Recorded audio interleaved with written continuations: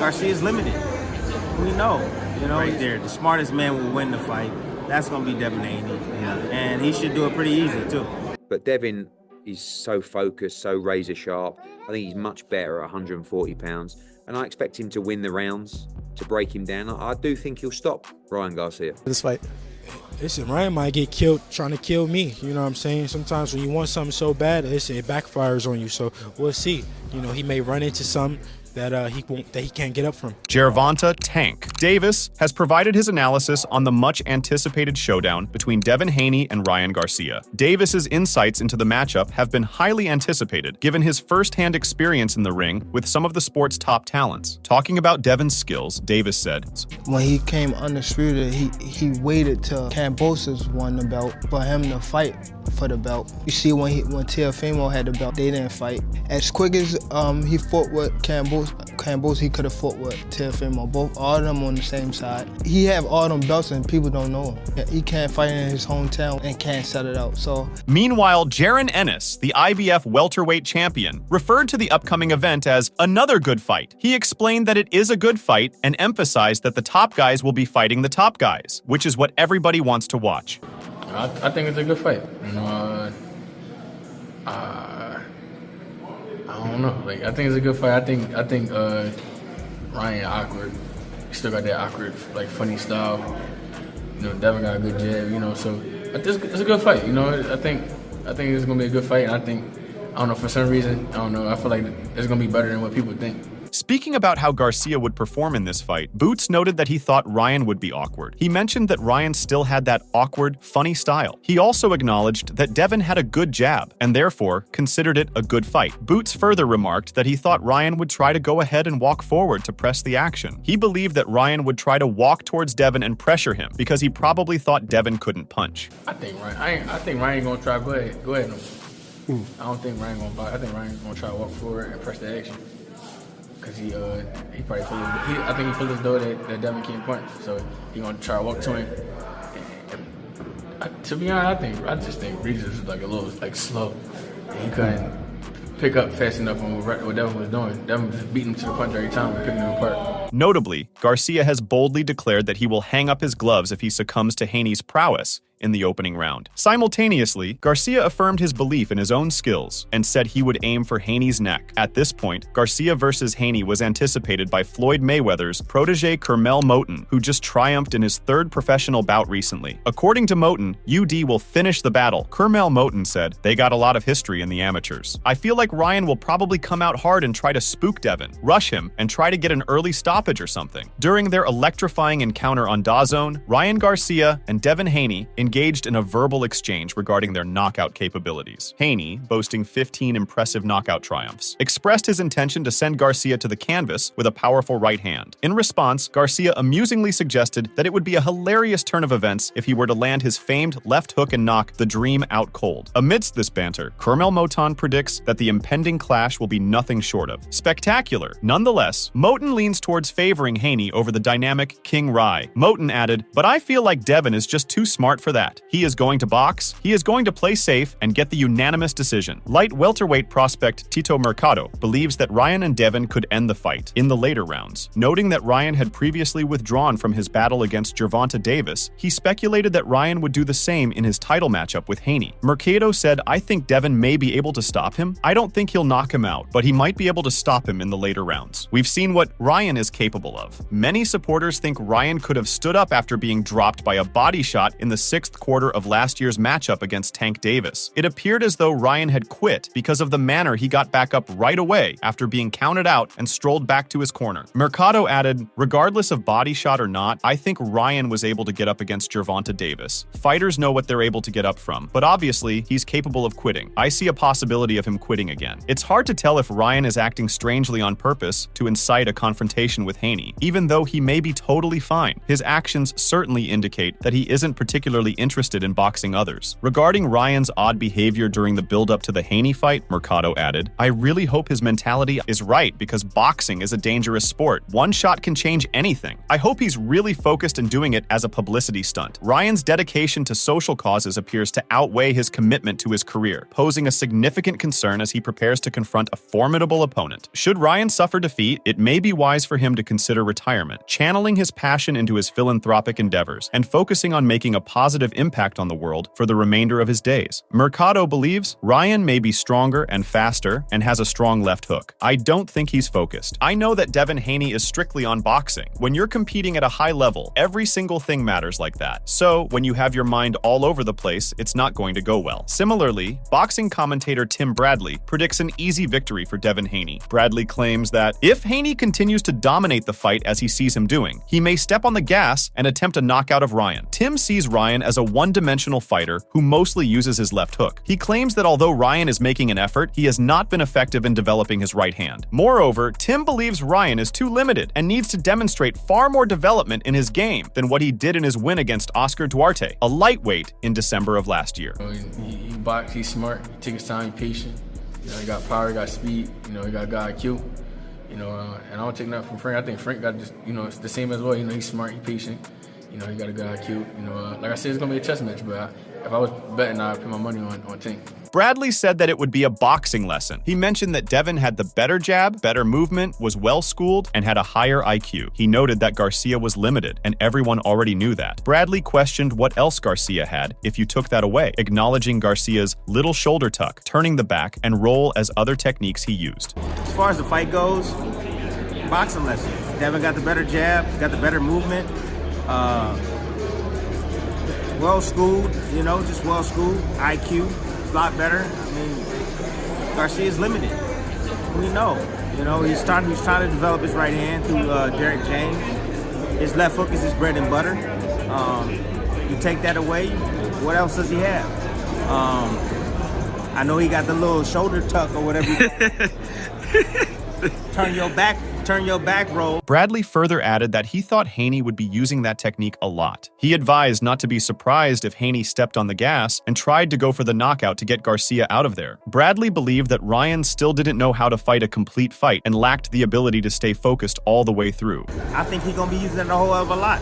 Don't be surprised if Haney step on the gas and actually go for the knockout. Try to get him out of there. Try to get him up out of there. Ryan, to me, still doesn't know how to fight a complete fight. He doesn't know how to fight a complete fight. He doesn't know how to stay focused all the way through. Moreover, Bradley said that against Oscar Duarte, Garcia did show some adjustments, and he acknowledged that. He pointed out that Garcia demonstrated the little shoulder roll thing and improved his jab, giving him credit for those improvements. However, Bradley emphasized that Garcia would have to be more than that, because Haney was a fighter who could make many adjustments and could make them on the fly. That's what everybody wants to see. All right, this will be Devin's second fight at 40. I think Ryan has a couple fights at 40. How do you feel like that's going to go? I think it's a good fight. I don't know. I think it's a good fight. I think Ryan awkward. He still got that awkward, funny style. Devin got a good jab. So it's a good fight.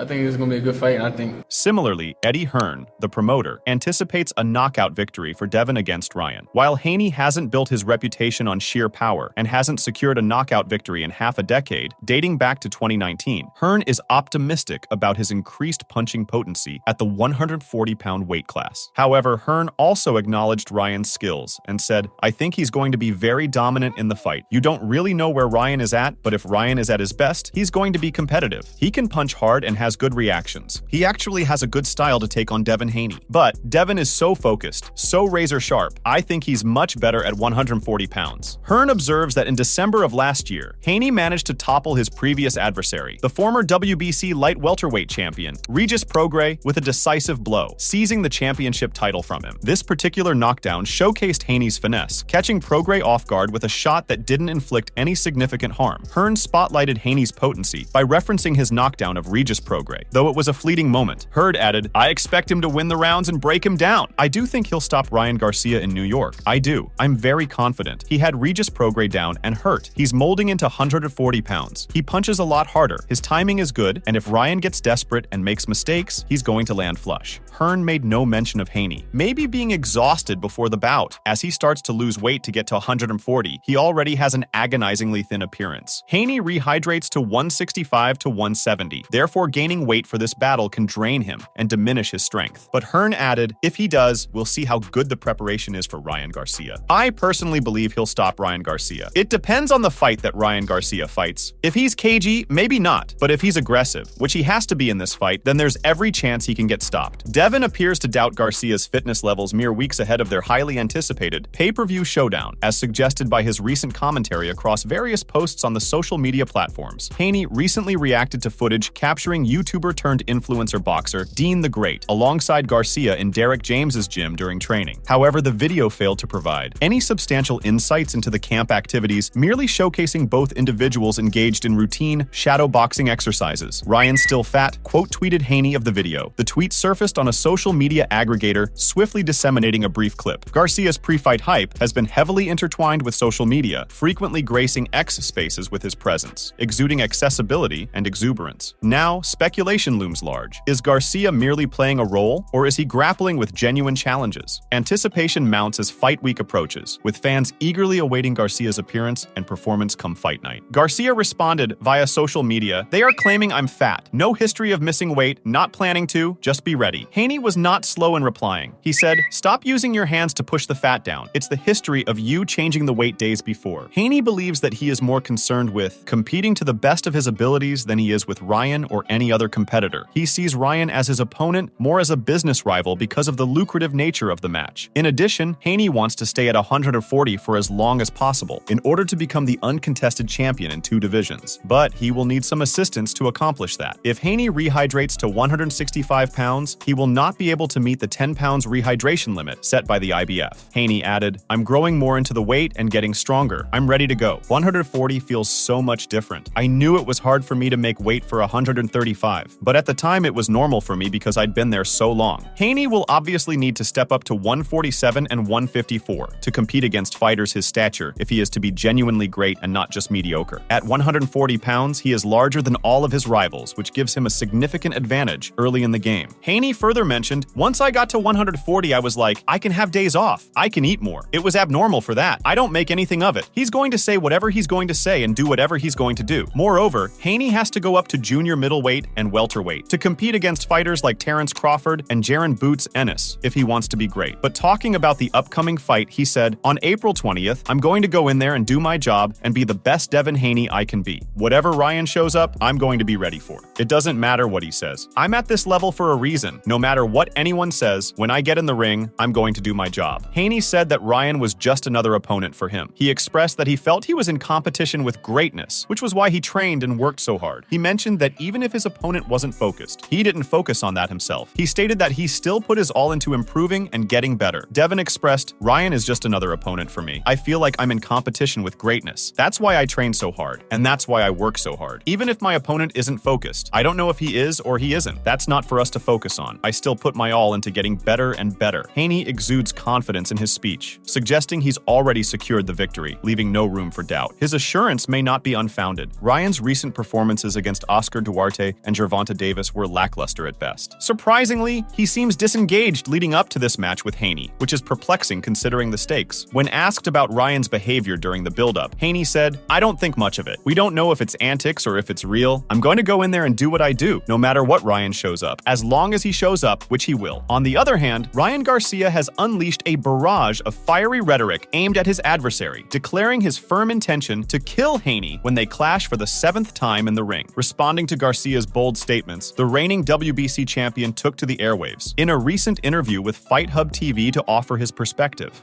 Ryan he gets very aggressive, like you said, over anxious, makes a lot of mistakes. We've been studying him, studying him, we see a lot of those mistakes. We look to capitalize on those. Devin Haney and Ryan Garcia stand on the precipice of an electrifying showdown, mere days separating them from their highly anticipated bout for the prestigious WBC Lightweight Championship. The duo must tip the scales under 140 pounds. Yet, unlike Garcia's previous bout against Gervonta Davis, this forthcoming title match won't impose any rehydration restrictions. Now, Devin has given a huge warning to Ryan. He said this: "Listen, Ryan might get killed trying to kill me. Sometimes when you want something so bad it backfires on you, so we'll see. He may run into something that he can't get back up from." However, Ryan Garcia vows to unleash his full force against Devin Haney in their upcoming clash. Ryan has no clear strategy. He just wants to execute Haney as soon as possible. He considers it to be a superb performance by the champion Haney. Ryan recently expressed, "Not complicated. I've been boxing my whole life. Nothing that I'm going to see that I haven't seen before. It's not going to be complicated. I just have to execute. You can't have no mercy on Devin. That's the problem Lomachenko had. Regis is just not a good fighter. He's still an amateur, in my opinion. He started late." Ryan harbors a profound disdain for Haney, whom he perceives as a duplicitous fraud. With anticipation building for their bout on April 20th, Ryan eagerly anticipates the opportunity to vanquish him once and for all. Regarding the possibility of a rematch, Ryan dismisses it outright, asserting that the thrashing he plans to deliver to Haney will be decisive and final. He said, "It's showing that he started late. You're not that guy. I would knock him out within 3 rounds. Asleep. It would be really bad for Regis. Devin is going to get badly hurt. That's why there's not going to be a rematch. There's no rematch clause." Ryan added that there was a significant shift, and he began to see who Devin and Bill Haney really were. He commented on how they would smile in your face, but stab you in the back. Ryan mentioned that they had different motives. He added, "There was a big shift. I just started seeing who they really are. Smile in your face and stab you in the back. They have different motives. I don't work that way." Moreover, Ryan revealed that he had sent Haney a text message indicating there would be no mercy and that he was coming to knock him out and leave with no crumbs. Ryan also claimed that Haney had been trying to get him to drop his guard by pretending to be nice. He said, "I sent him a text message. There's not going to be mercy. I'm coming to knock you and leave with no crumbs." According to Garcia, Haney's punching power falls far short of the formidable force displayed by his previous opponent, Gervonta "Tank" Davis. Garcia firmly believes that once he begins connecting with his powerful punches, wearing the 8-ounce gloves, Haney will find himself struggling both mentally and physically. "Haney is the least of my worries. If I wasn't scared to fight Tank, why would I be worried about a guy who can't crack an egg?" Ryan Garcia said to the DAZN Boxing YouTube channel, making it clear that he has no concerns about fighting WBC light welterweight champion Devin Haney. Ryan said, "It's not going to hurt me to be in the ring with him. The worst he can do is jab me. What are you going to do about me when that shit is real? It's not as if I'm throwing some pebbles. I'm hitting you with some rocks." Ryan said that Haney won't be able to withstand that punch without collapsing, even if he sees it coming. He said his left hook is thrown so quickly that most opponents miss it. Tank Davis wasn't taking any chances to open up with his offense early on, so as not to expose himself because he was afraid of being struck by that punch the previous season. Moreover, Ryan said, "Even if it doesn't hit you fully, you're going to be like, 'I don't want to do this. I'm scared.' He's going to be worried. These are 8-ounce gloves. These are not pillow 10-ounce gloves that we fought in. This is some shit. You thought I hit hard then. You got a whole other thing coming for you. This is not just a fight for me. This is deeper. I'm coming with a whole different energy and focus." In addition, Ryan Garcia elucidates his perspective on the upcoming showdown, sharing key highlights from their discussion. Garcia on his memories of fighting Devin Haney in his amateur career.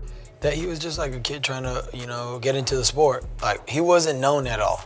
He just came in out of nowhere and like started boxing, and everybody was beating him. So when I first fought him, I was like, okay, another kid, like, he sucks. Bye. Like, I beat him very easy the first time. But obviously he started evolving, got better, and then all of a sudden he started beating people. Ryan added that when he's locked in, he hurts Devin every time. He acknowledged that there were times when he didn't lock in, and Devin ended up beating him on points, but those wins were very mediocre, and nothing stood out. When I'm locked in, obviously I hurt him every time.